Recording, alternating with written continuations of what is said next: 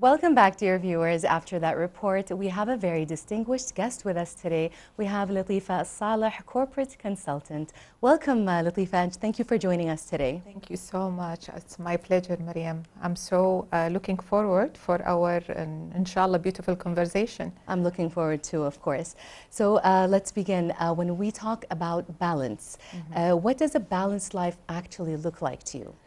Well, the word balance, you cannot say I have to be balanced by giving everything the same time, the same effort, like equally every day. This is unrealistic. Balance is where you can distinguish, where you can put your time, your energy, your effort in the most important thing.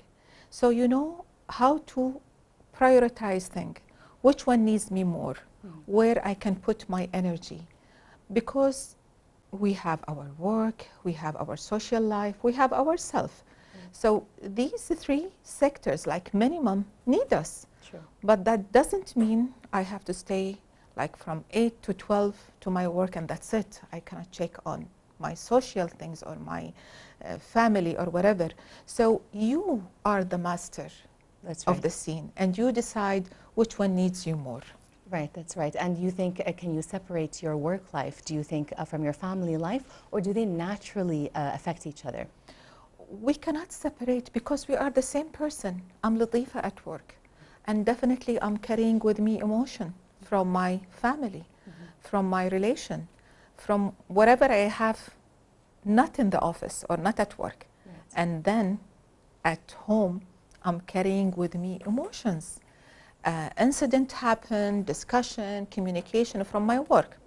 So again, here the time where you set your boundaries and you know how to deal with everything in the right time, where you have to be present more. But you need to focus. Now I'm at home, I have the memory what happened at work, but now I have to be present at home. Exactly. I have to be with my family. And the same thing happened at work, where you are at work and you carrying memory or discussions or communication back from your family or any discussion. And then again, you need to think and remind yourself that you have to be present in this situation, which means in work. So to make this very short, you have to choose where to put the energy, but you cannot separate yourself because it's not realistic. It's one Latifa, it's one Maryam, it's one Muna, it's one Muhammad, you know? Yes, exactly. So this is the way it should be.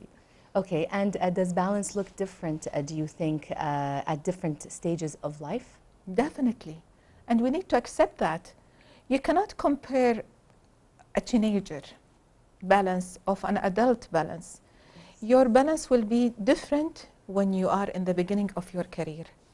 Your balance will be different when you are raising a family. Your balance will be different when you are building a business. Your balance will be different when you are going to retire. So it's different from one stage to other. And all what we have to do is to be very flexible. You know, to be very flexible from one stage to another, how we are building our balance and how we are dealing with each stage than the other. Very well said. Thank and you. Talking as a woman, and on the behalf of all the women out there, especially working women, you think that we put too much pressure on ourselves to be successful in every part of our lives at the same time? Yes, yes we do. Honestly, there is a lot of pressure on women, and this is not only here, it's in so many cultures. We have to be perfect in our shape, in our communication, at work, with our family, with everything. But here, Maryam, we need to accept that we have limitation, and we need to accept what's the outcome of those women. We should support them and accept their outcome wherever they are. And woman herself, she should also be confident, confident of herself, her ability. I cannot put myself in a pressure to please everyone. I should ask myself, what does need me more here, where I have to be, where I put my energy, where I have to be present. If we ask ourselves this question, definitely we will be happy from inside, and then that will reflect on our movement, outcome, reactions with other, and performance as well. Yes, you're exactly right. So what does the role, what role does your definition of success play in creating a balance? Beautiful question. I have to ask myself a question. What success means to me? Is it money? Is it wealth? Is it health? Is it a meaningful relation? Is it a successful, excuse me, relation, successful career? And here, when you identify your success, you know how to chase it. Right. But if you don't know what is your success, there will always be a target. Yeah. And then you will not be relaxed. Yeah. And that will affect your balance. But when you identify and prioritize. Exactly, you know how to chase it, how to reach it, and then that will reflect on your success, on your result, and your performance. Exactly. Okay. Yeah, that makes sense. And how can someone be ambitious and successful without feeling like that they're sacrificing their personal life? All of us need ambition, but ambition, not a pressure. This is two different ways. People think that ambition means I have to be perfect today. I have to get the full grade in my exam for the student. Perfectionist. Exactly. Yeah. A good performance evaluation from my boss. And if not, I will feel guilty. Then I will move into pressure. So this is a very aggressive way of ambition. Ambition, you are driven by what? Result? Driven by changing yourself, getting new skills. You have ambition, something you want to achieve it. Yeah.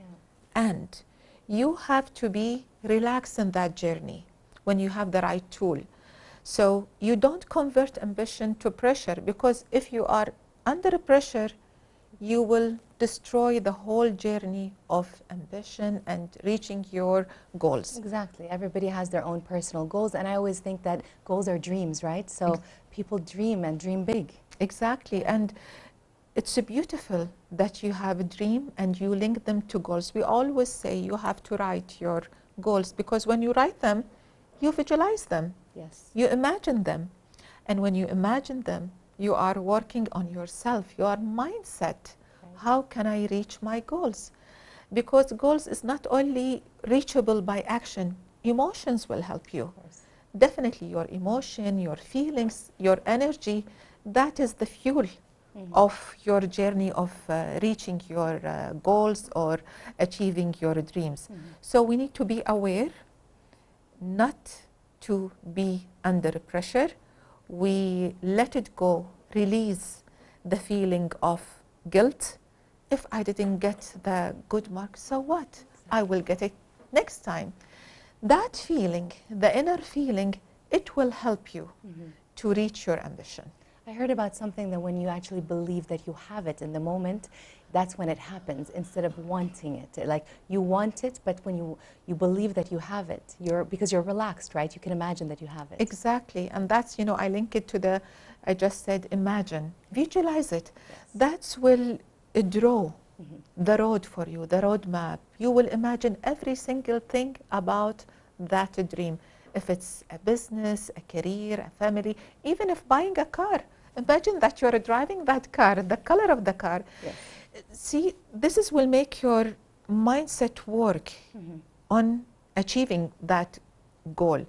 Everything in between God's hands, and God tell us that we need to work in our life to achieve what we want. And this is as part of working toward your goals. Right, very well said, Thank you. Latifa. Has there ever been a real life experience that completely changed the way that you achieve balance, do you think? Yes. See, sometimes I was in a certain life of my time, I was running from one place to another, my family, my work, getting things done. And then I ask myself, is this the balance I want? what does balance mean to me in a certain lifetime between my family and my work? Then I had a very nice feeling inside. Make me think that wherever I do things go good, this is a balance for me.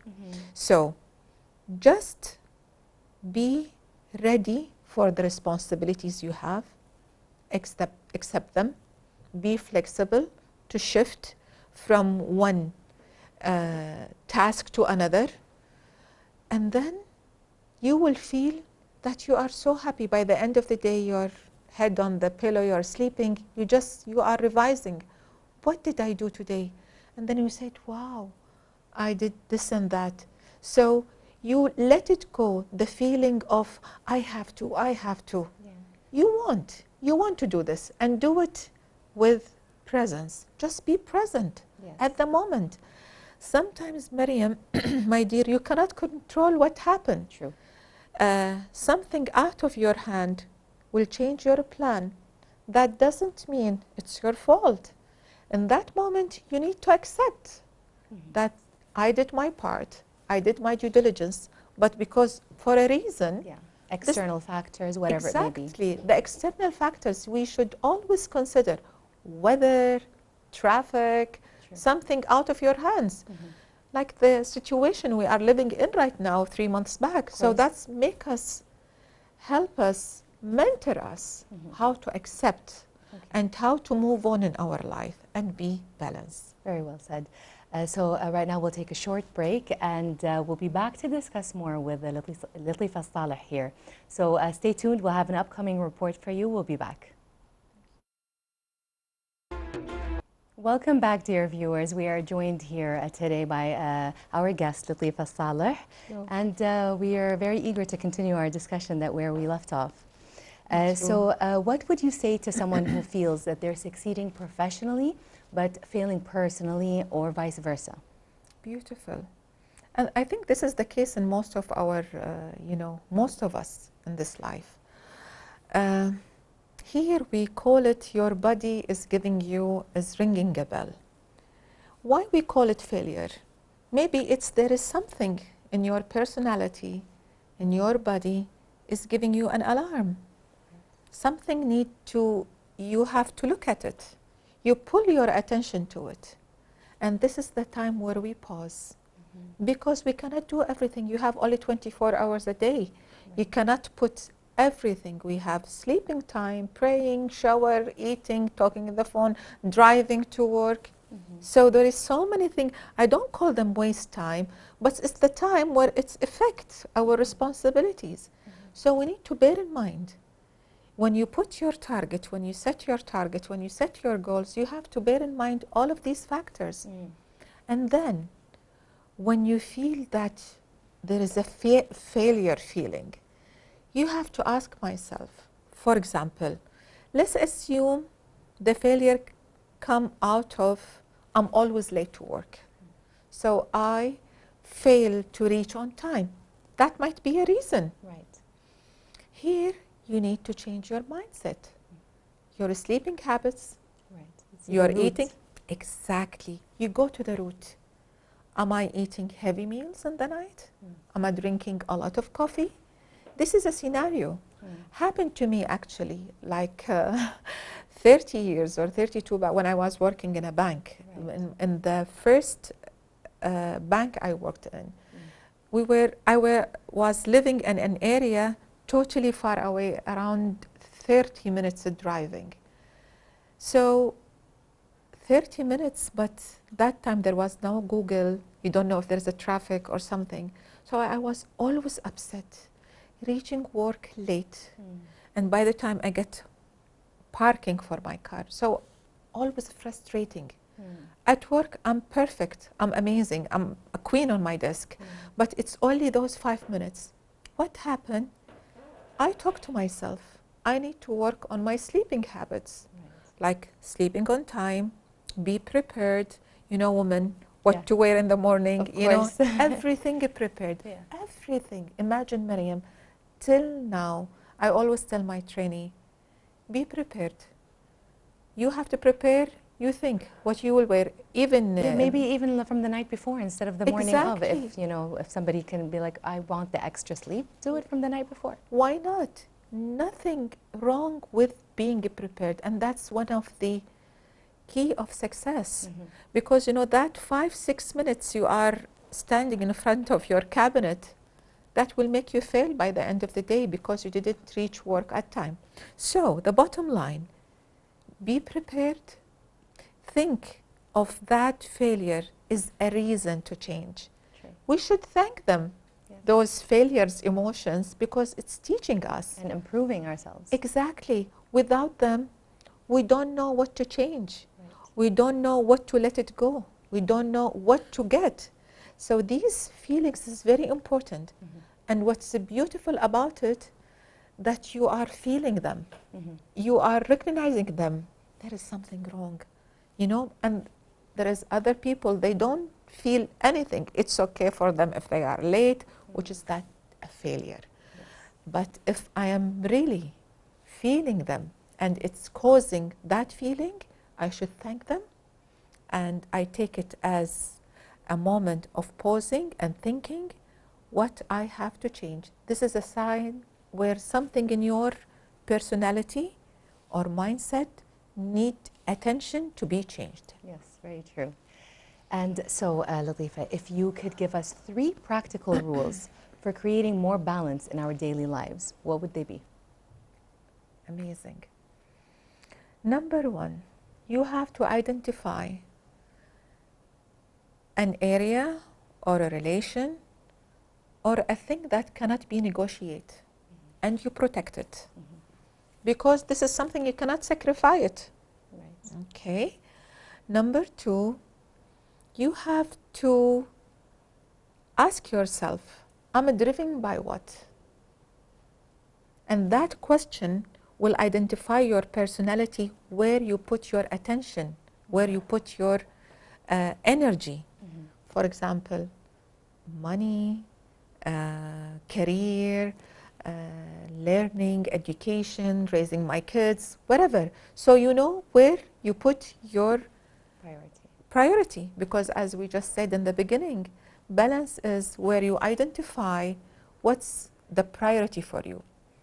Number 3, you have to have a list, productivity list and recovery list. We don't have a list when we tick things.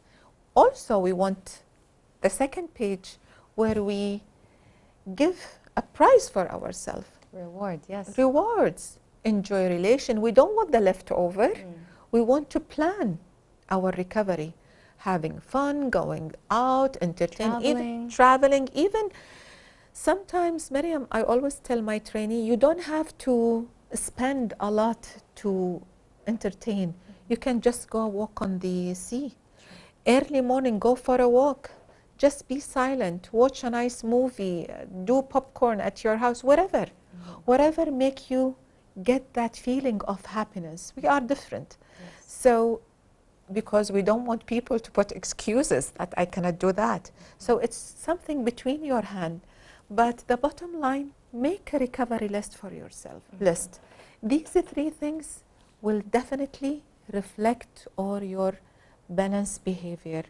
And you will find there is time, your time is so blessed. You achieve with love, with happiness, you are always relaxed, you go to sleep well, your mind is clear, you can plan and you can visualize and you can pray, and that heavy feelings in your chest is already gone.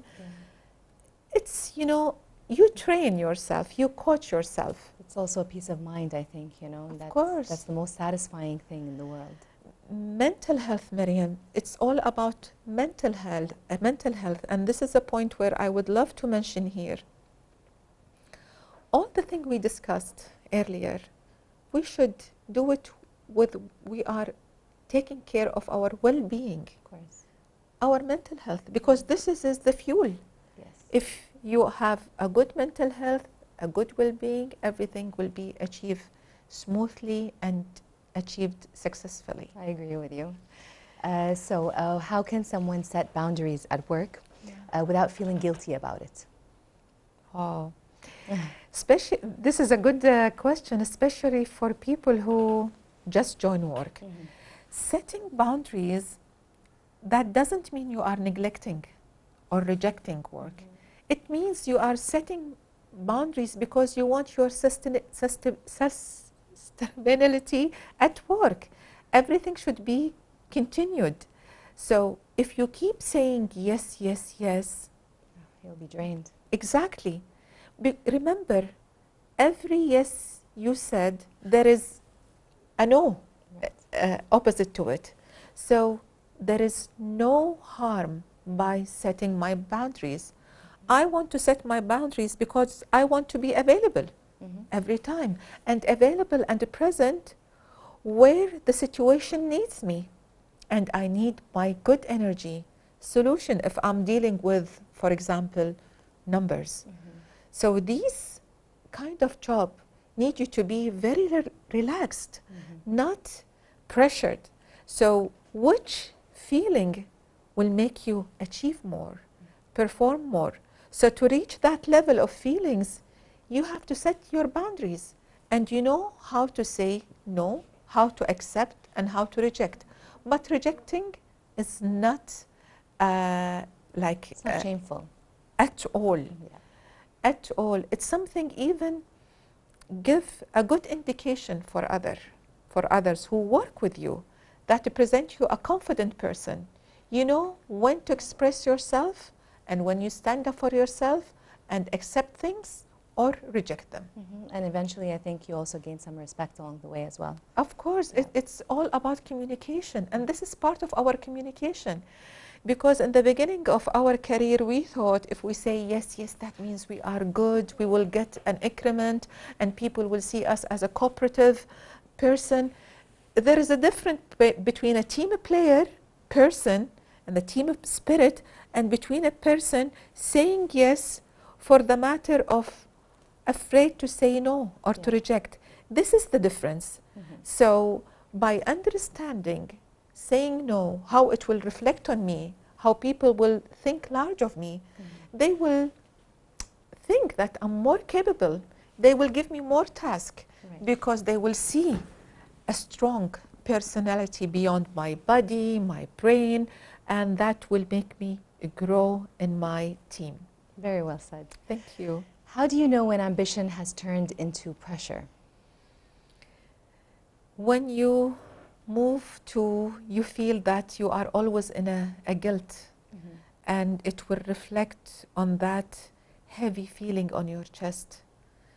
Remember that not ambition.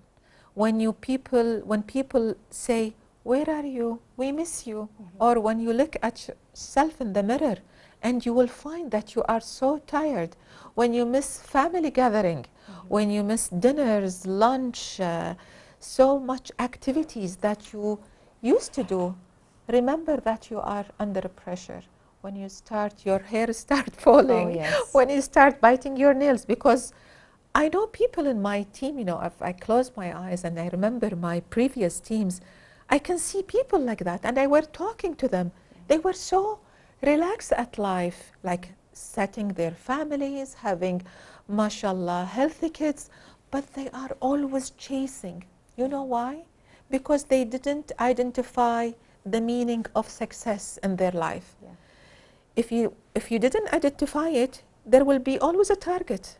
And that target will turn that ambition to a pressure because you are chasing. But when you identify your success, you know where to stop. You know how to deal with it. And it is ambition, even you achieve it or not. There is no time frame. Yeah, don't create the pressure. It's good that you have goals. It's good that you are reviewing your goals and you are measuring them. And sometimes we need to change our goals, Miriam, because as I told you, there is something unconditional. We cannot deal with it. We need to measure our goals and change them, and then we deal with our ambition till it happens smoothly. Well. So I know that we talked a little bit about mental health. I'd like to bring it up again and ask you just how important do you think mental health is to reach our targeted balance, specifically work, life, family balance? Beautiful. When we first met today, Miriam, before when we were in air, I knew that where you are working, and mashallah, now you are glowing in Kuwait TV, and you shift from private sector to government, and you're having your goals. Yeah.